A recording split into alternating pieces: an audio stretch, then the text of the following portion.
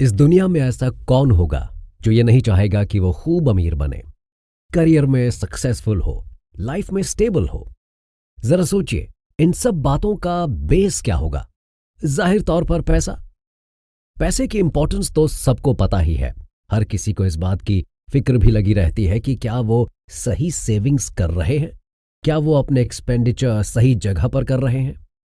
अगर हमारे पास इनकम का कोई परमानेंट सोर्स नहीं है तो इसे कैसे क्रिएट करें, या फिर किस तरह की सेविंग करें जिसका आउटपुट काफी समय तक के लिए हो। कहा गया है, it's not your salary that makes you rich, it's your spending habit. यानी आपकी सैलरी ये डिसाइड नहीं करती कि आप कितने रिच होंगे। इनफैक्ट आपके खर्चे की हैबिट से डिसाइड होता है कि आप कितने रिच हो सकते हैं। ये फेमस कोट बेलारूस के एक फेमस पर्सन चार्ल्स जेफ का है। अगर आपके पास पैसों की कमी नहीं है और आप रिच लोगों में आते हैं, आपके पास बंगला है, कार है, लग्जरी आइटम्स है, सब कुछ है, फिर भी अगर आपको अपनी वेल्थ मेंटेन करना नहीं आएगा तो आप अपना सब कुछ खो सकते हैं। आखिर कैसे आप अपनी वेल्थ को हमेशा मेंटेन करके रख सकते हैं? आपने अक्सर देखा होगा कि रिच लोगों की लाइफ में भी प्रॉब्लम आती है। सबकी लाइफ अनप्रिडिक्टेबल है।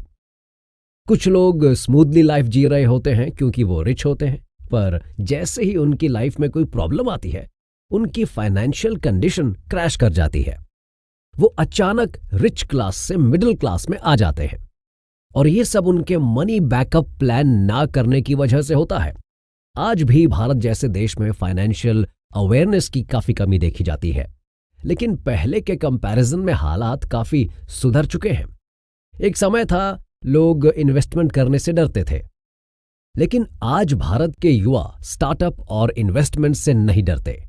आपको अपना पैसा कैसे सेव करना चाहिए, कैसे स्पेंड करना चाहिए, कैसे इन्वेस्ट करना चाहिए, रिटायरमेंट प्लानिंग कैसे करनी चाहिए, और अगर आपके बच्चे हैं तो आप अपने बच्चों की पढ़ाई के लिए पैसा कैसे जमा करें, अपने परिवार के लिए इमरजेंसी फंड कैसे बनाएं, पैसे को कैसे कैसे और कहां कहां इन्वेस्ट करें जिससे रिस्क मिनिमाइज हो जाए, और आप चाहे कैसी भी कंडीशन में क्यों ना हो, रिसेशन का दौर ही क्यों ना आ जाए, आपकी फाइनेंशियल कंडीशन पर कोई इफेक्ट ना पड़े।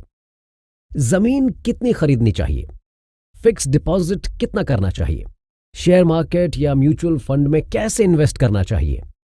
असल में आज के मॉडर्न युग में इन सब की जानकारी हर इंसान को होनी चाहिए, तभी वो सही मायनों में फाइनेंशियल प्लानिंग भी कर पाएगा और अपनी वेल्थ को भी मेंटेन कर पाएगा। इस बुक समरी का मेन पर्पस है आपको उस थिन ग्रीन लाइन से वाकिफ कराना जो अमीरी और गरीबी के बीच आती है। आप ये मत सोचिए कि अगर आपकी सैलरी 10,000 रुपये महीना है या उससे भी कम है तो आपके नसीब में अमीरी लिखी ही नहीं हुई है।